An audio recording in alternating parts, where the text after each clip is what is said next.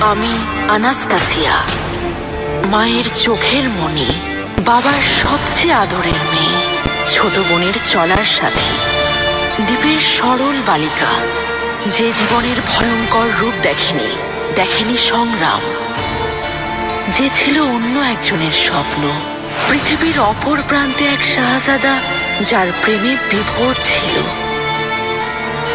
বীজ থেকে যেমন চারার আবির্ভাব হয়, কলি ফুলে রূপান্তরিত হয়, তেমনি কৈশোর পেরিয়ে যায়, যৌবনের আবির্ভাব হয়।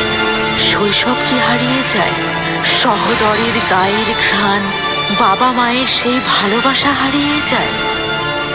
আমি আনাস্তাসিয়া, শতাব্দী প্রাচীন এই প্রাসাদে এসে দেখেছি পৃথিবীর সবচেয়ে ঐশ্বর্যমণ্ডিতদের করুণ পরিণতি, দামি অলংকারের অভ্যন্তরীণ অন্ধকার, আকর্ষণীয় মুখশ্রীর আড়ালে থাকা শয়তান। দেখেছি পৃথিবীর সবচেয়ে ক্ষমতাধর শাসকের হৃদয় পানির মতো স্বচ্ছ, গভীর, সরল আর পবিত্র। আমি আনাস্তাসিয়া, যে এক সময় বৃষ্টির শব্দে চমকে উঠত, আজ সে জীবন দিতেও ভয় করে না। অনিশ্চিত ভবিষ্যৎ নিয়ে মৃত্যুকে আলিঙ্গন করছি। জীবনকে স্মরণীয় করে তুলতে, নিজেকে নতুনভাবে আবিষ্কার করতে আমি আসছি।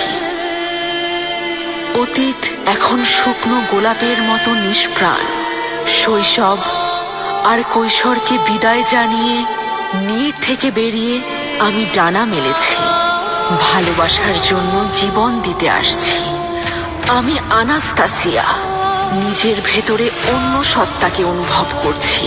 আমার ধমনীতে বইছে আগুন, চোখে নক্ষত্রের আলো নিয়ে পৃথিবীতে পুনর্জন্ম নিতে আসছি। ভালোবাসার বর্ম বুকে জড়িয়ে, সত্যকে তলোয়ার বানিয়ে, কণ্টকাকীর্ণ বিশাল পথ পাড়ি দিয়ে আমি আসছি ভাগ্যকে পরখ করতে, ভবিষ্যৎ রচনা করতে, ইতিহাসের পাতায় নাম লেখাতে আসছি।